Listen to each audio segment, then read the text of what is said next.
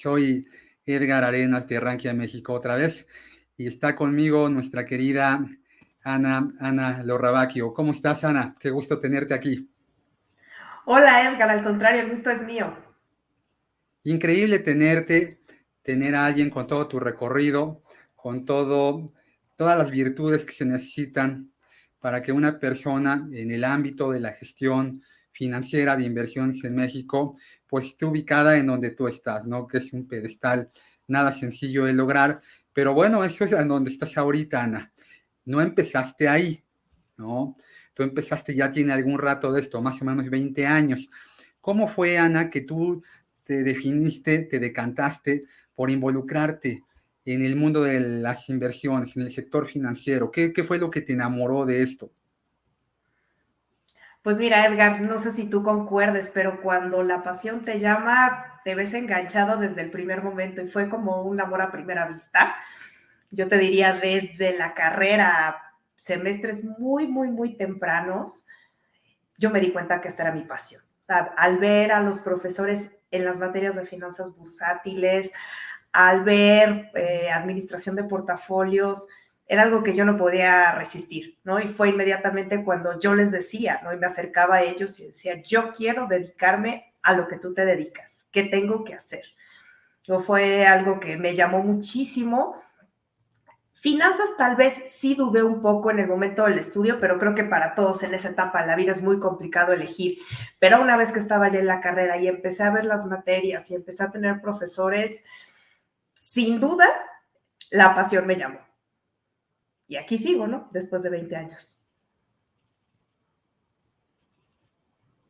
Eres licenciada en administración, además te graduaste con honores en la Universidad Panamericana, ¿no? Pero ¿qué fue lo que te impulsó a estudiar esta carrera? ¿Eres de familia involucrada en este medio o cómo fue que llegaste ahí?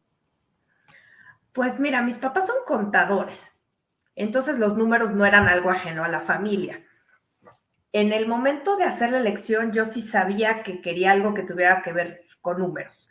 De hecho, pasaron por mi mente varias ingenierías, eh, actuaría, empecé a ver los planes de estudio, pero al final, aunque me gustaba mucho la teoría, yo quería algo más aterrizado, más práctico, más de negocio, y empecé a evaluar planes de estudio y finalmente más que la administración, que era algo que de origen yo rechazaba y mira, terminé ahí, me iba por finanzas. Entonces, mi licenciatura es administración y finanzas. Ya, ya. Como que quienes ya traemos un poquito la cosquillita, la chispa, identificamos muy a temprana edad, ¿no? Aunque tampoco es negacional de alguien que encuentra su vocación bursátil ya más grande, ¿no? Pero la mayoría de la gente que históricamente tiene aspiraciones bursátiles las identifica a muy temprana edad, ¿no? Lo mismo tenemos este caso, son casos de éxito muy polarizados como de Warren Buffett, ¿no? O Carlos Slim, por ejemplo, el ingeniero Slim es un ingeniero civil, ¿no? Pero él era muy bueno desde temprana edad para los números. Tú también lo eras, ¿no?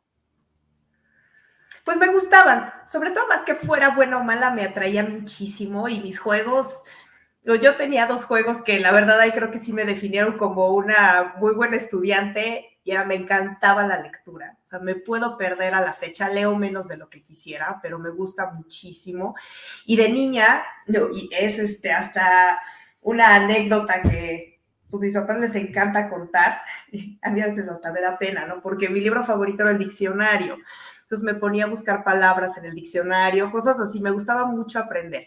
Y lo mismo con las matemáticas, o sea, jugaba con mi hermana temas de números, pedía que me comprara los libros de problemas para resolverlos, jugaba al cajero automático. Entonces, sí, al final de cuentas creo que desde ahí empecé. Yo no lo detectaba, por supuesto que no, es más, jamás creo que dije que yo quería ser financiera de pequeña, pero pues sí, te va llevando todo hacia ese momento y haciendo el recuento, pues la verdad es que me llamaba más el aprender algo sin darme cuenta, pues sí, poco a poco me fue llevando a las matemáticas. No me considero una persona buena, sí me apasionan, pero creo que hay muchas personas que tienen mucha más facilidad para esto. Nada más que a mí lo que me ha llevado pues, es la pasión, ¿no? La pasión por hacer esto. Sí, es un tema muy, muy vocacional el involucrarse en esto. ¿Y cómo fue tu paso de la parte académica a la parte profesional? ¿En qué momento diste el salto de la teoría a la práctica? Pues mira, siempre fui una persona muy inquieta y también me gustaba hacer dinero. Entonces, desde los 16 años yo empezaba a buscar en qué me ocupaba, ¿no? Y pues eran oficios. La verdad es que a esas edades no te dan la oportunidad. Pero bueno, entraba, ya sabes, a la restaurante de comida rápida y terminaba siendo cajera, ¿no? Todo siempre me llevaba algo que tenía que ver con los números, con las cuentas o algo así. De ahí ya cuando estaba estudiando finanzas, bueno, empecé a trabajar de becaria en cosas que no me gustaban. Y ahí me di cuenta que eran grandes empresas donde yo trabajaba, eran muy buenas áreas, eran muy buenos jefes, pero pues no, para mí resultaba algo poco atractivo. Y en esta búsqueda, ¿no? Porque yo sí fui de voy a empezar temprano a trabajar y te hablo de segundos, terceros semestres y en donde fuera, ¿no? Para empezar a conocer. Ya me di cuenta de lo que no me gustaba. Cuando tuve estas clases, como te decía, eso es lo que quiero. Pero tampoco sabía si realmente me iba a gustar. Me atraía mucho más sin duda que los otros, que nada más los hacía de manera más experimentales. Te puedo decir, pasé por páginas de internet para dentistas, traducciones, eh, trabajé en las llantas Michelin, en el área de calidad, o sea, sí pasé por diferentes cosas hasta que, gracias a uno de mis profesores, me invitó a trabajar al medio financiero, me contactó con alguien, me invitaron a un trading room y bueno, pues de ahí ya no salí hasta después de 18 años. Estos trading rooms todavía más romantizados, ¿no? En donde se operaba, me imagino, a viva voz, ¿no? Esta parte que hoy se ha delegado mucho en sistemas informáticos, que es la actualidad, ¿no? Lo que se busca la eficiencia a través de la tecnología. Y cuando te involucras por vez primera en este medio, ¿qué era lo que hacías, Ana? Bueno, me contratan como trader junior, pero realmente era muy junior. Y como bien dices, no existía esta tecnología. Entonces, a quien esté escuchando esto seguramente le va a dar risa lo que yo hacía. Yo levantaba el teléfono porque no había, pues, plataformas electrónicas para el mercado de dinero o eran muy limitadas para los bancos. Por supuesto que yo empecé en una Afore, entonces no teníamos estas pantallas, ahora ya la tienen, sin duda. Y a pesar de que se tenían algunos precios de referencia, no eran en tiempo real, estaban bastante alejados. Y mi trabajo era levantar el teléfono cada media hora y pedir todos los precios de todos los CETES, de toda la curva. Por supuesto, había mucho menos bonos, había solo un bono.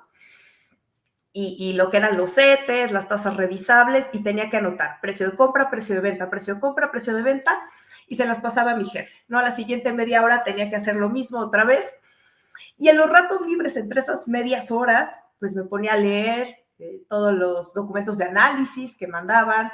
En algunos casos, pues tuve la fortuna también de que algunas de las personas que estaban en ventas, pues empezaban a platicar conmigo, les hacía preguntas o me mandaban documentos de investigación sobre ciertos temas, me empezaron a enseñar, ¿no? Lo que eran los inicios del mercado para mí, de la administración de portafolios. Entonces sí, pues campechaneaba un poco entre la lectura, ¿no? De estos documentos para aprender un poco más de lo que hacía, y también tenía entre mis actividades, porque estaba todavía como proyecto el que las Afores pudieran invertir en el mercado renta variable, cosa que, bueno, ya hacen desde hace muchos años. En ese entonces solo se permitía deuda. Y empecé a armar carpetas, ¿no? Carpetas con los análisis, las evaluaciones, y pues tratar de entender un poco ese mercado para el momento en que el regulador nos dejara invertir en ello, ¿no? Sí, como lo dices, los jóvenes que hoy te escuchan, que hoy nos están viendo y escuchando, les debe eh, un poco de girar la rueda de esto. Es un mundo muy diferente al que vivimos hoy en día, ¿no? Hoy en nuestro teléfono, en la pantalla, lo que nos están viendo y escuchando, pueden cotizar prácticamente en tiempo real el precio de cualquier bono, ¿no? Hoy un abanico muy amplio de instrumentos de deuda que se emiten en México versus los que había hace 20 años, ¿no?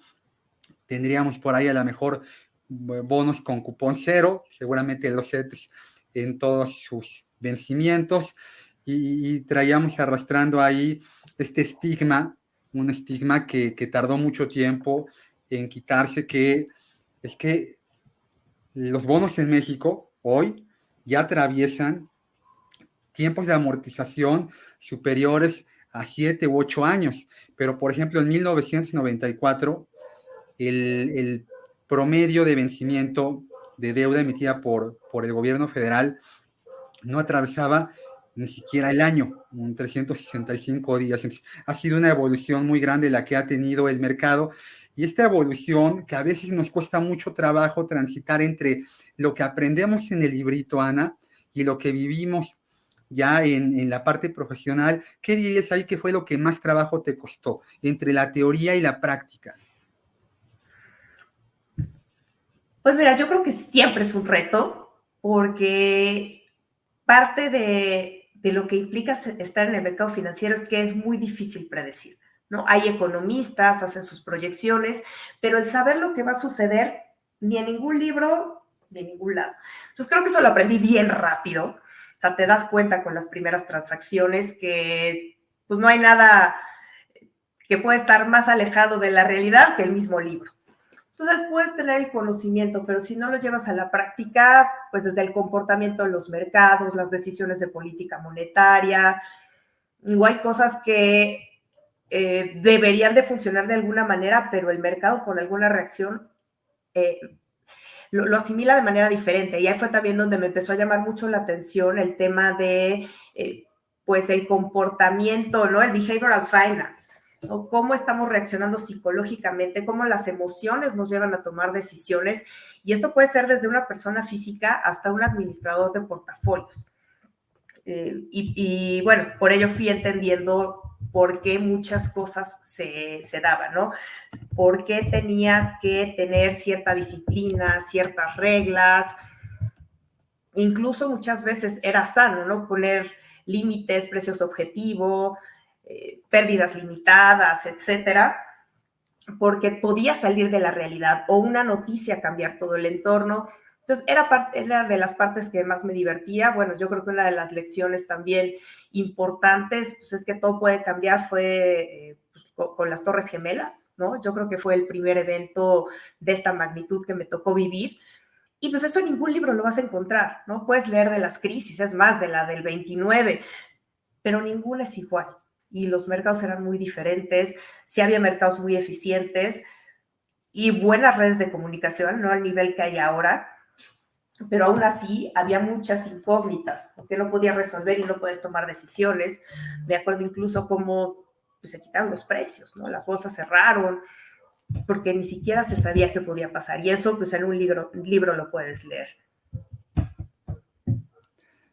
Sí, sí, aquel 11 de septiembre fue un revulsivo, tal vez la noticia más importante desde la conclusión de la Segunda Guerra Mundial, y a todo mundo lo pillan, ¿no? A cada quien en sus actividades, pero muy en materia financiera y de inversiones fue muy perceptible que el mercado estaba pisando terrenos que nunca lo había hecho antes, ¿no? La globalización y la información, la velocidad y el volumen con la que esta transitaba agarró con los dedos en la puerta a la mayoría de gestores y también de inversores particulares. ¿Tú en ese momento en dónde trabajabas, Ana? Las Torres Gemelas estaba en Afore 21. Ok, ya estabas involucrada en gestión de largo plazo, ¿no? Sí. Un tópico, un tema que al mexicano todavía le cuesta un poquito entender, ¿no? Cuando tú ya le diste la vuelta un poco a todo el medio, ¿no? Ya has estado involucrada en Afores, fondos de inversión, estuviste también trabajando en una aseguradora, ¿no? Un poco ya tienes cubierto todo lo que un inversionista necesita saber, ¿no? Corto, mediano, largo plazo, coberturas. Todo este abanico de información, de educación, de formación que un inversor debe de tener a su alcance, es muy complicado que el mexicano todavía lo dijera, ¿no? Alguien me decía el otro día, no es un tema de latino en general, pero me parece que en el mexicano se acentúa un poco todavía más. Cuando tú te involucras en esta Afore siglo XXI, seguramente todavía era incluso del seguro social, ¿no? Antes de que llegara Prudential. Sí, eran Prudential y Afore 21 y el Seguro Social, los socios. Ya estaban juntos, Sí. ¿no? Ahí, ¿qué fue a lo mejor lo que te pilla un poco y que te desconcierta más? Tú todavía estás en una etapa muy formativa y a lo mejor involucrarte en gestión de largo plazo en un entorno, en una sociedad en donde no pensábamos, todavía las Afores eran muy recientes. ¿Qué fue a lo mejor lo que más te llama la atención? ¿En dónde batallas un poco más? Mira, y a la fecha, creo que sigo siendo promotora de este tema de ahorro para el retiro, largo plazo. Es algo de lo que tenemos que generar conciencia y esta educación tiene que estar desde etapas muy tempranas, y me refiero desde la primaria, claro, con el idioma, el lenguaje que cada uno va teniendo, pero sí hay que hacer una conciencia de esta necesidad de ahorrar y de invertir. Y tiene que ser paulatino el camino. Como bien decías, hay muchos retos simplemente por el hecho de ser humano, ¿no? Como lo decíamos, estas emociones, este sentimiento, estos sesgos que traes por temas culturales, te llevan a tomar decisiones de corto plazo muchas veces, ¿no? Ahora, ¿qué nos falta a los latinos y en particular a los mexicanos? Creo que sí es este programa de educación, de concientización.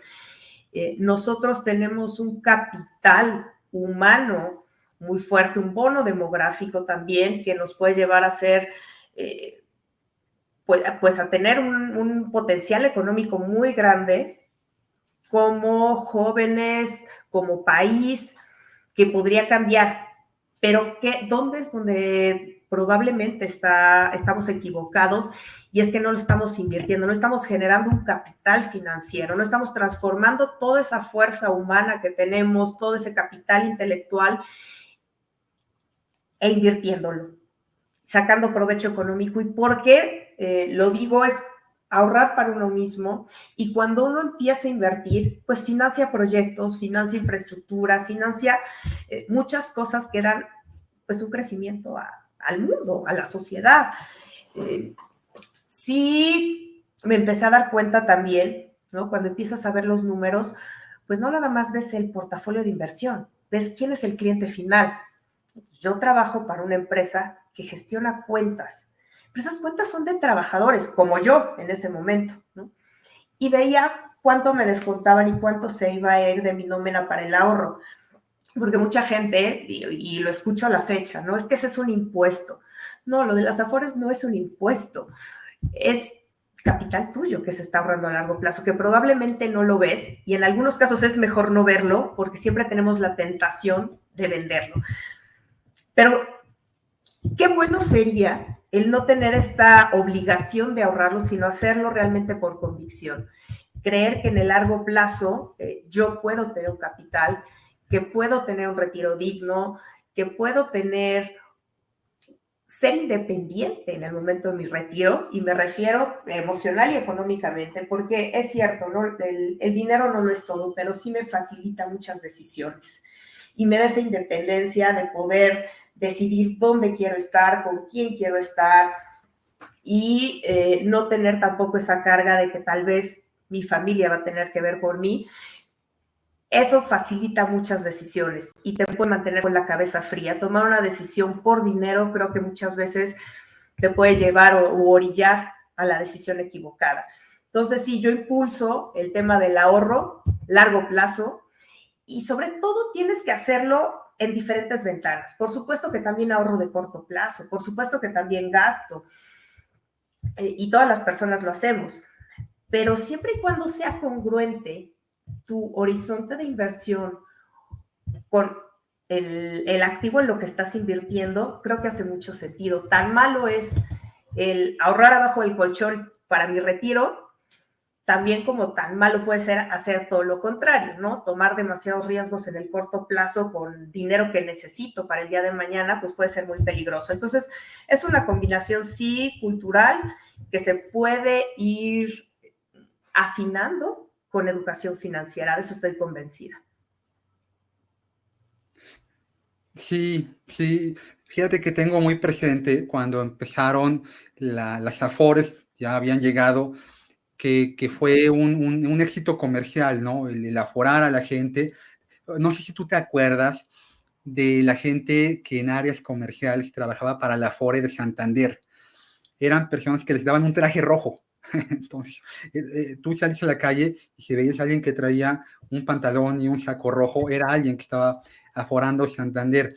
Y entonces la parte comercial, bueno, pues fue un boom, hubo una revolución ahí, pero esta parte comercial se divorció de la parte formativa. Hasta muy recientemente empezamos a tener esta, esta intención, los que estamos del lado de la gestión de inversiones, de ayudar a entender al inversor, al ahorrador, al trabajador, esta necesidad imperiosa de ahorrar e invertir bien para el futuro, ¿no?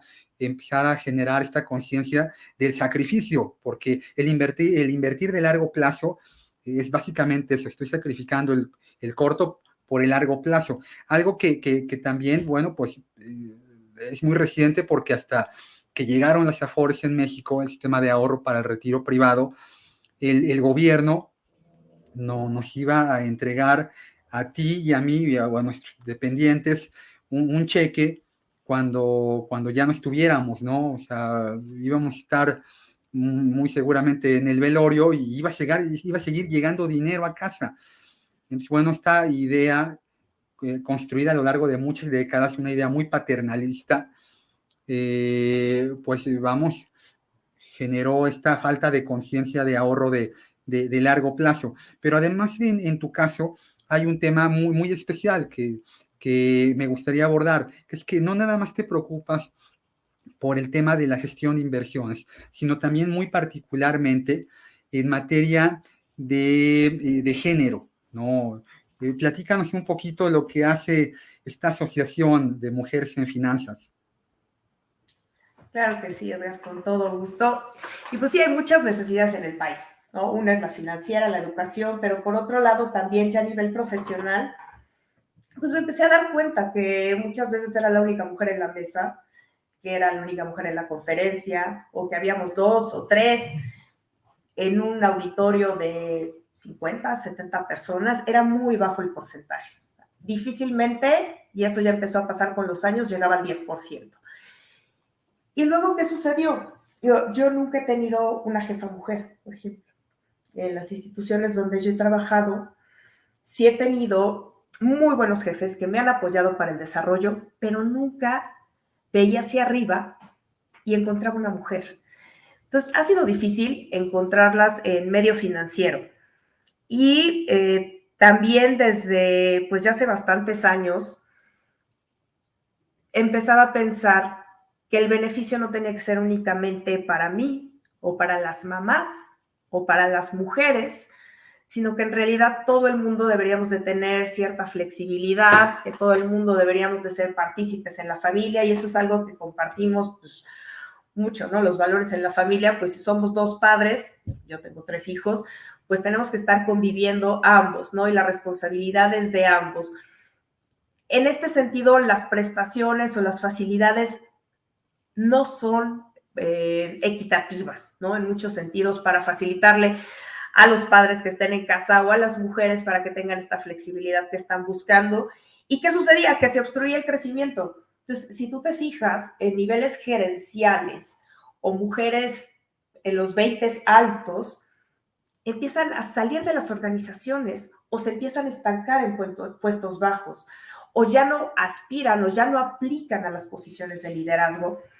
Entonces, aquí fue donde pues empezó a darme vueltas por la cabeza y justo pues empecé a conocer mujeres que compartían esta misma idea, estaban detectando lo mismo, y para mi fortuna ellas también eran como muy activas en el tema, y ahí fue donde ya hace algunos años nos empezamos a reunir y tratar de cocinar esto. Si bien no de inicio estábamos las 16, eran pláticas aisladas que fuimos teniendo, pero finalmente, en 2018 más o menos, empezamos a decir, esto lo tenemos que hacer institucional, ¿no? Si creemos en esto, pues hay que meter, hay que constituirnos, hay que hacer una asociación civil, y pues sí, finalmente constituimos Mujeres en Finanzas, previo a la pandemia, en junio de 2019, ya somos donataria autorizada, y ha sido todo un reto, ¿no? Porque ha sido todo un reto cumplir con nuestro objetivo, contra nuestra misión, visión, pero también ha sido muy enriquecedor el encontrar aliados, encontrar a personas que apoyan sin ningún beneficio, y me consta, más que el empujar este tema y buscar, impulsar el desarrollo de las mujeres. Ha habido instituciones, ha habido personas en lo individual, hombres, mujeres que nos han apoyado mucho. Entonces, ha sido una experiencia satisfactoria, sí, digo, pues de broma, dedico los ratos libres que tengo, que la realidad es que cuando a uno le gusta algo, encuentra el tiempo para hacerlo, ¿no? Sí, sí, esta percepción es correcta, porque en áreas comerciales sí ha sido muy común, ¿no? De hecho, me parece que podríamos hablar de un poco igualdad en cantidad de hombres y mujeres. Hay una gran cantidad de asesoras en inversiones muy exitosas, pero como bien lo dices, en la forma en la que va escalando en responsabilidades, en cargos, la mujer suele haber cada vez menos, ¿no? Sobre todo en áreas operativas. Hoy en día todavía, de hecho, no es muy común encontrar mujeres en las mesas, ¿no? En donde tú empezaste. La mayoría son hombres. Esto tiene que ver con que cuando en aquellas épocas románticas de las que hablábamos, en el piso de remates de la bolsa, del Centro Bursátil 2000, que es el edificio de la Bolsa Mexicana de Valores, pues prácticamente era prohibitivo el acceso a las mujeres, ¿no? Por ahí hay algunas historias de que había alguna, ¿no? Y creo que tenía que entrar, creo que de pantalón, no podía entrar de vestido. Y bueno, todo esto ha ido cambiando y además ha ido evolucionando muy rápido. ¿Tú cuál crees que sea, que hayas encontrado, identificado como el mayor reto, como el mayor bache a traspasar en esta actividad que hace la asociación? Mira, yo te diría, creo que hay dos muy importantes, y una es el encontrar el por qué las mujeres no están aplicando. Tuvimos una teoría inicial que era, no están viendo las vacantes, porque es muy común, tú le pides un recomendado a tu conocido, a tu amigo, a alguien que admiras, a un jefe anterior, a un ex colega, que normalmente son hombres, y ellos a su vez conocen a hombres. Y lo veíamos como algo natural, entonces empezamos a hacerlo visibles. Empezamos a dar algunos talleres también, tanto técnicos como de cómo abordar las entrevistas, cómo hacer el CV, cómo prepararse. Sin embargo, hay algo más que nos está deteniendo para dar ese paso y que tenemos que romper. Ahora, del otro lado, esto es en lo individual, ¿no? Y creo que ese es un reto que tenemos a las que estamos ya en una posición dentro de las organizaciones, para invitar a aquellas que están iniciando su carrera a que apliquen, a que se reten, a que prueben y levanten la mano, sin duda. Ahora, de parte de las organizaciones, creo que también es ponerse en la mente esta necesidad de la diversidad. Sí es un reto, y he tenido conversaciones con diferentes personas que trabajan en capital humano, en recursos humanos. Es que es realmente complicado. Si ellas no aplican, el encontrarlas es muy complicado. Y ahí también estamos apoyando de otras maneras, ¿no? Tratando de tener una lista de talentos, tratando de nosotras mismas promover a más mujeres. Y sí es verdad, pero nadie dijo que iba a ser fácil. Si buscas perfiles iguales, pues pregúntale a alguien y te va a dar a un conocido muy seguramente de un perfil muy parecido. Es complicado que alguien te recomiende a su antítesis. Entonces aquí el esfuerzo sí tiene que ser en buscar lugares distintos, en hacer entrevistas distintas, en aceptar personas distintas y en dar facilidades diferenciadas para que esas personas consideren atractivo trabajar ahí. Entonces, sí es un reto que viene de dos partes, ¿no? En el escuchar que las mujeres no aplican, sí, es verdad, y estamos tratando de trabajar en ello. No te puedo dar una respuesta porque no lo sé. E incluso tenemos varios programas de investigación con algunas universidades para encontrar muchos de los porqués que no hemos logrado, pero también las instituciones tienen que esforzarse un poco más para lograr esa diversidad. Sí, sí, sí, es un todo en general, ¿no? Porque en cualquier lugar a donde tú traslades esto, funciona prácticamente igual, ¿no? La prevalencia de género masculino sobre el femenino sigue siendo un arraigo, sigue teniendo un sesgo muy grande en la sociedad latina, en la mexicana. Además, hay un tema ahí en materia de educación financiera entre las mujeres que me parece que genera todavía acentúa más este sesgo, que es que en materia de educación, la mujer hoy todavía en México está por debajo del hombre, ¿no? El hombre suele recibir más educación que la mujer. Y en México, quien maneja, quien gestiona la economía de la familia es la mujer. Vivimos en un matriarcado en ese sentido, ¿no? La dependencia que tiene la familia hacia la madre de familia es muy amplia. Entonces se genera este círculo vicioso. Quien maneja el dinero de casa es generalmente quien tiene una educación financiera más baja, ¿no? Bueno, esto se traslada a ya sea a un nivel directivo o en la célula familiar aquí en el país. Y además, en México, el sistema financiero, las instituciones, las gestoras, crecen muy poco, ¿no? Nos encontramos en este entorno pandemia, ya esperando que sea post pandemia, en donde nos hemos dado cuenta que el crecimiento del país es muy limitado, sigue siendo muy chiquito, vamos a crecer menos de lo que históricamente veníamos creciendo. Esto impacta en el sistema financiero. Nos encontramos con noticias de empresas que están queriendo deslistarse del mercado de capitales en México, y entonces, bueno, en un entorno en donde el crecimiento es muy chiquito o nulo, pues el generar mejores condiciones para en el caso de ustedes, genérico, se vuelve más difícil. En este sentido, Ana, ya hablando como una generalidad del sistema financiero mexicano, ¿qué revulsivo ves? ¿Qué podemos ver en el corto, en el mediano plazo, que pueda hacer que el sistema financiero, el gestor de inversiones, el inversionista, pueda crecer, pueda hacer que detone todo, ¿no? Cuéntame un poquito ahí tú qué ves. Pues mira, mi respuesta va a ser un poco similar al tema de las mujeres, porque tiene que venir de los dos lados. Y si el individuo tiene que querer hacerlo, porque también es una realidad. Decías, las mujeres son quienes quienes gestionan, ¿no?, el dinero. En realidad yo diría, en muchos casos se administra, ¿no? Y se administra el gasto, se administran los ingresos, pero no es una administración per se de la riqueza, ni en hombres ni en mujeres. O se concentra todo en una sola cuenta familiar donde está, y eso se ve mucho en la encuesta nacional de inclusión financiera que hicieron el año pasado, donde las cuentas están abiertas a nombre del hombre, ¿no? Yo diría, ¿por qué no cada uno de nosotros como individuos tenemos, sí, nuestro ahorro familiar, nuestros objetivos familiares, pero como individuo yo debo de tener, sea hombre o mujer, mis metas personales, mis metas de largo plazo? Entonces, esta cultura y educación, regreso a lo mismo, por parte del individuo tiene que hacer. Ahora, ¿qué tienen que hacer los gestores? ¿Qué tienen que hacer aquellas empresas?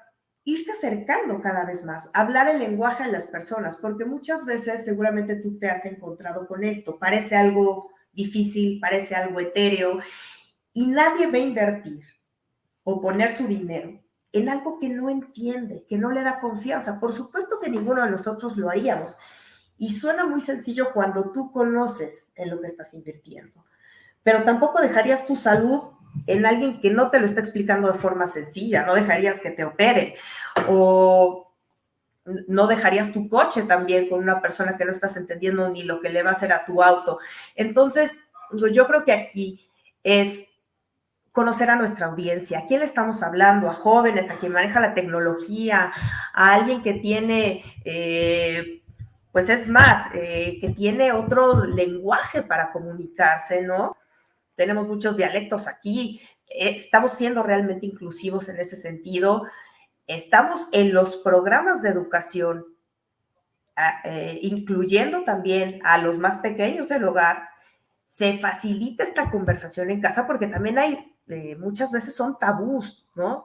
Nadie sabe cuánto hay, nadie sabe cuánto se debe y también la deuda no es mala. Bien administrada te puede dar la oportunidad de hacerte de activos de largo plazo, pero endeudarte por bienes de consumo, plazos desmedidos, pues también es algo que uno debe tener en la mente. Entonces creo que las instituciones es generar esta asesoría, esta conciencia para las personas en el idioma, en la forma que lo necesitan. No es fácil.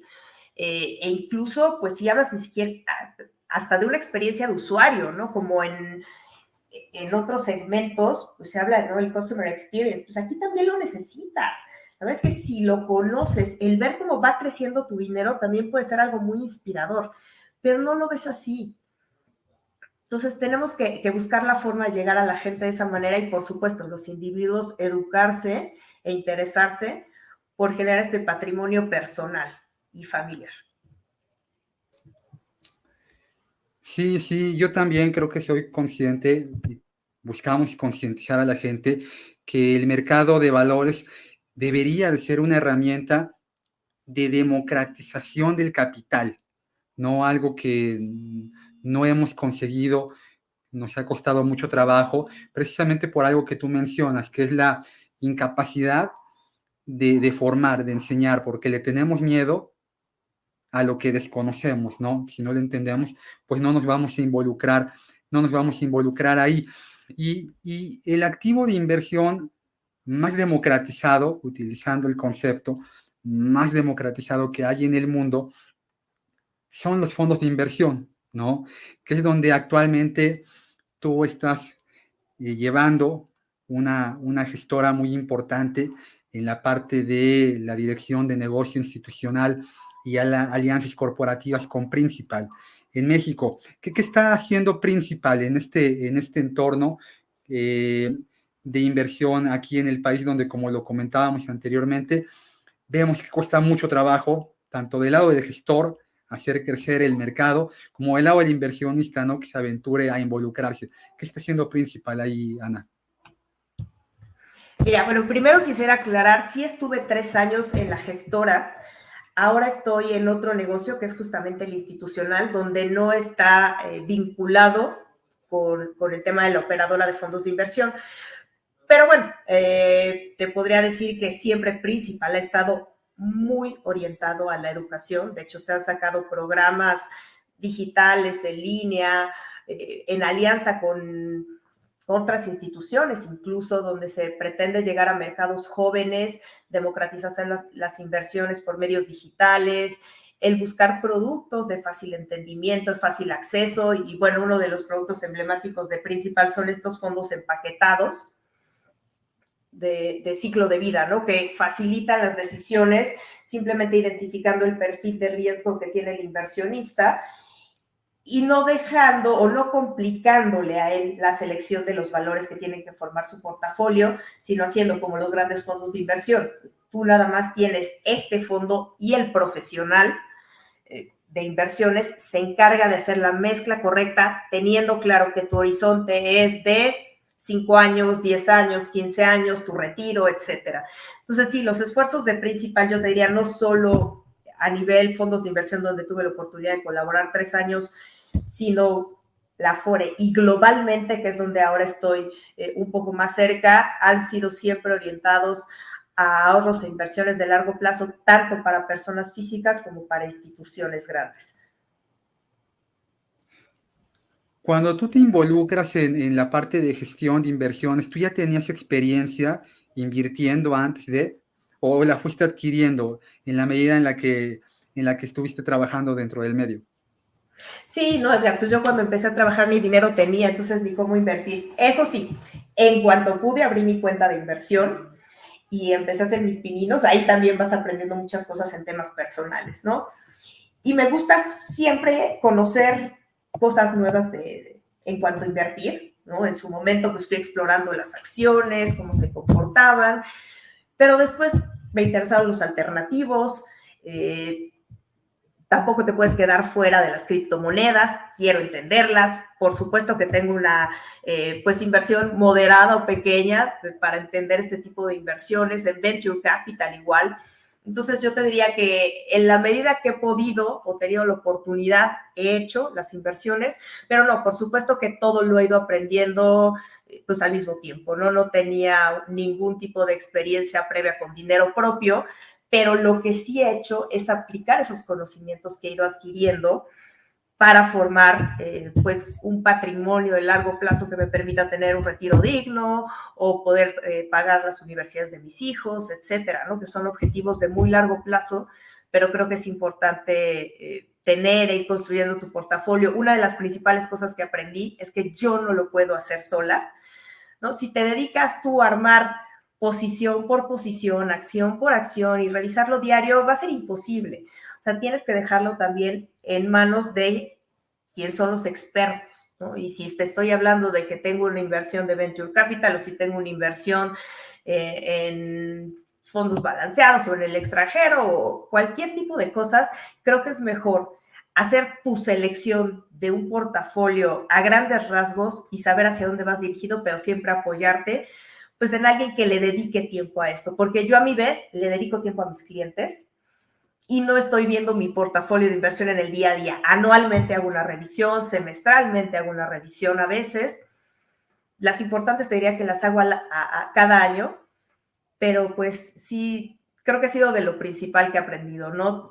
Apoyarte en el conocimiento de otras personas para poder crecer tu dinero, invertir e incluso aprender, ¿no? Porque es parte de lo que haces. Oye, lo invertí con una persona que sabe y esa persona me va explicando, me va dando un poquito de luz y yo voy entendiendo cómo se van haciendo las cosas.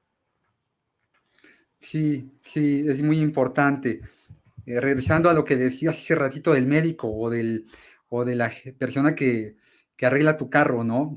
Digo, pues tú puedes aventarte un tutorial si quieres de cómo cambiar una llanta, ¿no? O a lo mejor puedes verte el video de cómo se hace un cateterismo cardíaco, pero tú nunca lo vas a hacer, ¿no?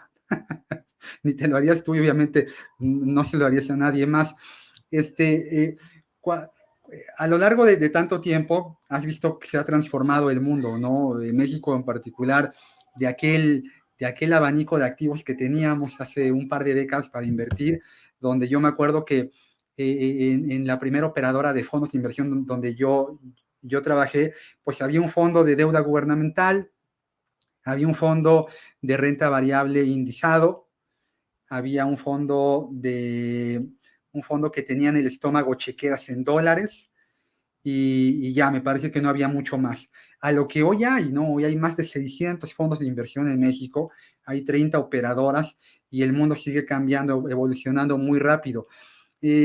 ¿Cuál crees que es el futuro, ¿no? Sin querer, no, querer tener la bolita de cristal, ¿cuál crees que es el futuro de las gestoras en México? ¿Qué es lo que nos espera en el corto plazo y en el muy largo plazo, Ana? Mira, para la población en particular, yo creo que es el reto educativo y accesible. Ya se está logrando, pero la accesibilidad mediante toda esta tecnología.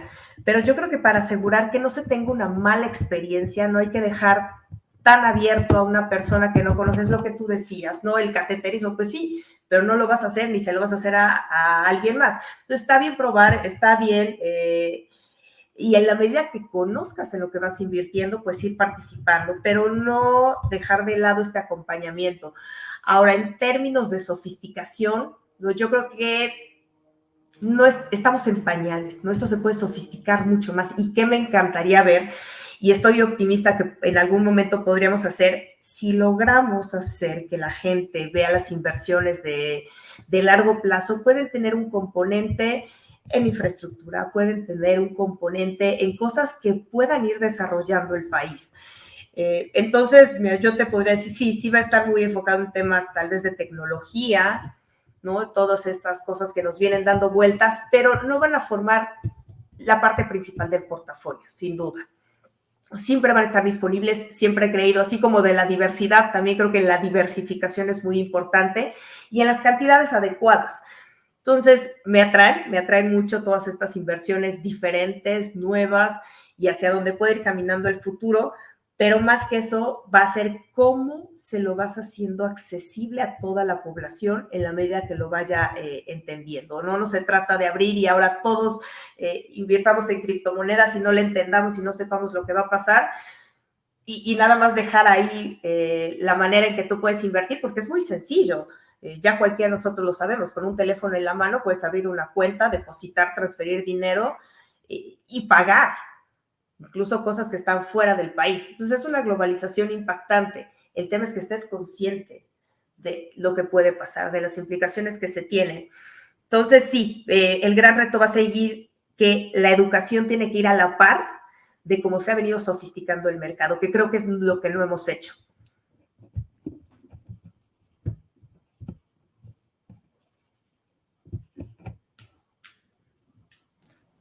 Sí, me parece que el inversionista tiene dos grandes riesgos en su curva formativa.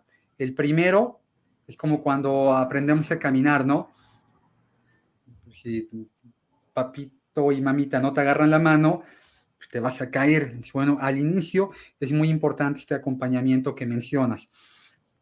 Y la otra parte es que cuando ya tienes mucho tiempo en esto, pues te da por querer hacer algo que no habías hecho antes, ¿no? Y esto genera un riesgo, ¿no? Entonces ahí me parece que el inversor, al irse involucrando que con esta gran oportunidad que da la tecnología, tiene esas oportunidades, pero también tiene riesgos, que es que puede hacer cosas que si no les entiende, pueden poner en riesgo su patrimonio.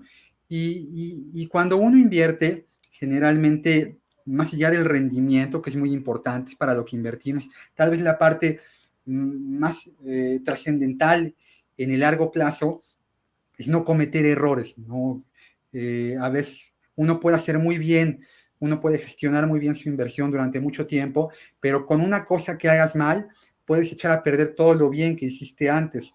Ahí, en esta filosofía que tienes muy bien construida de largo plazo, ¿hay alguien, algún jefe que hayas tenido, alguien en la parte académica, algún autor, alguien que te haya marcado, Ana? Pues mira, yo te diría que muchos, muchísimos. Y de todos he tratado de aprender algo, ¿no? Desde ahora que hablabas de errores, ¿no? Mi primer jefe, cuando me equivoqué en una transacción, lo primero que hizo fue otra vez, y vas a cerrar otra, o sea, y vamos a corregir el error. Entonces creo que eso también me marcó para decir, bueno, está bien, no se trata de quedarnos lamentando por el error, vamos a corregirlo, y tanto en lo personal como en lo profesional, pues digo, sí he tenido esa oportunidad, ¿no? También las enseñanzas de el no ya lo tienes, ¿no? Que era una frase que decía también otro de mis jefes. En ese caso, pues es verdad, o sea, hay que intentarlo. ¿Qué es lo peor, la peor situación que puede pasar? Pues quedarse como uno está en este momento, ¿no? Pues todo es upside. En ese sentido, creo que muchas son aplicables tanto para el portafolio de inversión como para la vida misma, ¿no?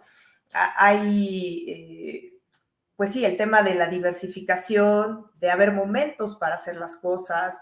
Creo que sí, más que de libros, eso lo se aprendió en la experiencia y el tratar de aterrizar o aprender en cabeza ajena para que no me suceda. Y por supuesto que me ha sucedido mil cosas, ¿no? Pero la forma de reaccionar de las personas creo que te ayuda a ir desarrollando una inteligencia emocional para tus inversiones. Sobre todo cuando gestionas portafolios institucionales, ¿no? Que en su momento, pues sí estuve a cargo de un portafolio institucional, tienes que apegarte mucho a las mejores decisiones de largo plazo. Y en el corto plazo es muy difícil explicar por qué se conservaron, por qué pagaron minusvalías, por qué no se salió a vender todo. Pues desde que afectas al mercado o que no tienes una ventana suficientemente amplia para hacerlo, como simplemente la prudencia te dicta que eso no sería una decisión correcta para el largo plazo de las personas. Sí puede haber gente que se moleste, pero a final de cuentas pues se sabe que es lo mejor y tienes que actuar de esa manera, buscando cumplir la responsabilidad fiduciaria con esas personas que pusieron la confianza en ti cuando estás administrando un portafolio y que, por supuesto, la decisión no la toma una persona, son decisiones colegiadas donde hay un comité, donde hay análisis. Entonces, el respetar todas esas instancias, creo que también uno de los aprendizajes importantes, no es el tema de la institucionalidad, de tener una regulación que respalda, de tener un sector financiero regulado, transparente, pues es de las cosas que da mucha confianza. Hay gente que todavía tiene miedo de invertir en el banco, pero ¿por qué? O sea, cosa más transparente, segura, y si algo no sale bien, también hay las instancias donde puedes apegarte, ¿no? Entonces, pues yo creo que ese aprendizaje de la institucionalización versus otras maneras de hacerlo o de aprender para gestionar dinero, creo que es pues de lo más conveniente. Sí, sí, ahorita que mencionabas esta parte de la gestión institucional de portafolios, bueno, pues hay reglas, hay comités y todo tiene que ser muy apegado, ¿no? A decisiones consensuadas, ¿no? Ahí por el hecho de ser mujer, ¿tú notaste en algún momento que hubiera un hándicap en contra? Ya nunca lo noté, nunca lo sentí, pero sí veía los porcentajes, o sea, cómo no teníamos una consejera, o por qué no había, por qué no era presidenta del consejo, del comité, etcétera. Cuando llegaban a presentar las inversiones, en su gran mayoría eran hombres. Pude haber tenido tal vez un par de experiencias donde pensaban algunas veces que la persona que me reportaba era el jefe simplemente por el hecho de ser hombre, porque no habíamos ni abierto la boca. Ese tipo de cosas sí llegaron a pasar, pero yo diría son más por el tema de estereotipos que otra cosa. Ya estando en la mesa, pues tampoco he sido como una mujer que se quede callada. Entonces creo que eso me ha facilitado también tener un diálogo, una conversación. Entonces, no, yo te diría, no lo he visto como una limitante, pero por el contrario, sí he visto a varias mujeres limitadas. Yo también tuve la fortuna de trabajar con gente que buscaba, apoyaba el talento, el desarrollo, sin importar, pues, color, religión, género o cualquier otra cosa.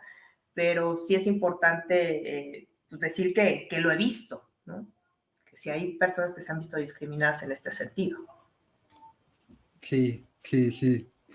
Oye, y bueno, se nos ha ido prácticamente una hora rapidísimo platicando contigo. Ha estado increíble, muy, muy, muy, la verdad, los temas que hemos tocado han sido de gran utilidad, sobre todo para ellas, ¿no?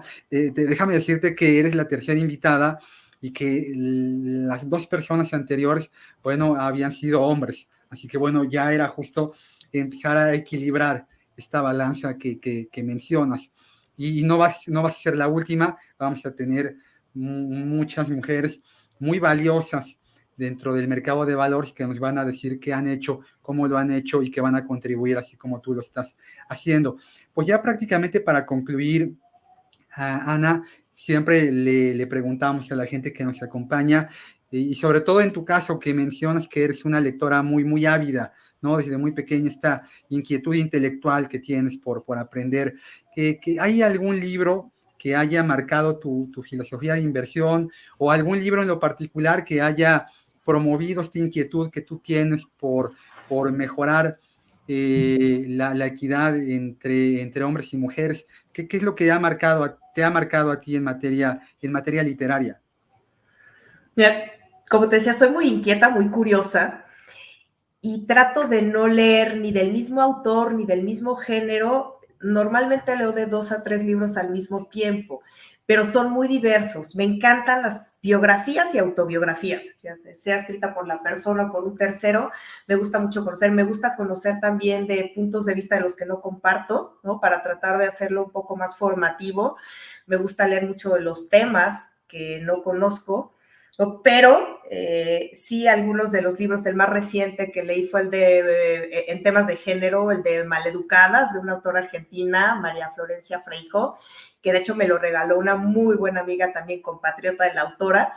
Y bueno, me gustó mucho la forma en que plantea las cosas porque hace un análisis, yo te diría académico, muy profundo de las cosas. Pero por el otro lado estoy leyendo un libro de Daniela Martín, y casualmente no siempre son así, pero son mujeres las dos en este caso, de edible insects, ¿no? Insectos comestibles, ¿no? Cómo esto puede ayudar a cambiar las preferencias de alimentación, la nutrición y sobre todo la sustentabilidad de los alimentos en el mundo. Entonces son muy variados, ¿no? Los temas que me gusta, pero eso sí, trato de que sean diversos y que pueda aprender de ellos. ¿Y algún libro financiero? Libros financieros, pues son más bien técnicos en ese sentido. No he buscado alguno que no sea de estos gordísimos de 500 páginas para la gestión de portafolios, pero en realidad no, creo que eso ha sido más sobre la marcha. Y para temas muy puntuales o ya súper técnicos, pero no existe uno que yo lo recomendaría como una base para inversión. Sí, sí, no eres la primera que me dice que cuando estés tan involucrado en el medio financiero, un poco como lo que buscas es desintoxicarte, ¿no? De él, ¿no? Totalmente. Nos tenemos que leer todos los días en la mañana, pues el reporte de análisis de la institución donde trabajemos, y luego, pues al finalizar el día, pues tienes que revisar el cierre de noticias y preparar si tienes para algo, alguna reunión del día siguiente, pues tienes que volver a leer y bueno, estás metido todo el día en esto. Así que cuando te tomas un respiro, pues leer de algo más es una bocanada de aire y te ayuda un poquito a desestresarte, ¿no? La lectura al final de cuentas tiene que ser lúdica por naturaleza, te tiene que entretener, te tiene que gustar. Y si ya estuviste viendo números todo el día, pues bueno, te metes otra vez a ver a números y números, y bueno, ya se pierde un poquito este entretenimiento, ¿no? Oye, Ana, pues la verdad es un encanto poderte tener aquí, y yo te preguntaría, ya para concluir, ¿en dónde te pueden encontrar? ¿Cómo esta asociación de mujeres en finanzas, quien esté interesado, quien esté interesada en saber más de ti, de ella, de lo que haces, cómo lo hacen, a dónde se pueden acercar, cuáles son tus redes, las páginas de internet en donde pueden encontrar esta información? Sí, encantada, Edgar, la verdad me gustó muchísimo platicar contigo, pues esa ha sido muy amena la conversación. Y bueno, para encontrarme, generalmente la más fácil es LinkedIn, ahí soy bastante activa, me pueden encontrar Ana Lorrabaquio sin problema. Para la Asociación de Mujeres en Finanzas, pueden entrar a nuestra página, que es mujeresenfinanzas.mx, pero también tenemos mucha actividad en Instagram, en LinkedIn, por supuesto estamos en Facebook o en Twitter, pero las más activas son las primeras que menciono. Y no quiero dejar pasar la oportunidad para invitarlas a que formen parte de nuestra comunidad digital, las mujeres que estén interesadas en participar en el sector financiero, pueden incluso no estar trabajando en este momento en el sector financiero, pero si tienen la inquietud de conocer un poco más, que se unan a la comunidad digital, pueden encontrar un enlace en nuestra página web, en la sección de comunidad digital. Es una red privada donde pueden encontrar muchas herramientas que les pueden ayudar a su desarrollo, estén ya trabajando o no. Si no, tenemos también canales universitarios en los cuales se pueden apoyar, y tanto cofundadoras como embajadoras como participantes de esta comunidad estamos muy dispuestas a seguir ayudando a otras mujeres. Entonces, bienvenidas. Muy bien, muy bien. Un último consejo que le dieras a la gente que te escuchó, Ana. Pues mire, yo diría que no tengamos miedo de conocer nuevas formas de trabajar, nuevos estilos, ¿no? Y esto aterricémoslo tanto en nuestras inversiones como en el plano personal. Eso nos va a hacer crecer nuestro patrimonio y crecer nosotros como personas. Muy bien, Ana. Pues yo te agradezco mucho el tiempo dedicado. Esta siempre será tu casa. Y a toda la gente que nos ha visto y nos ha escuchado a través de las múltiples plataformas que tiene este podcast, como siempre, les deseo felices inversiones. Hasta pronto.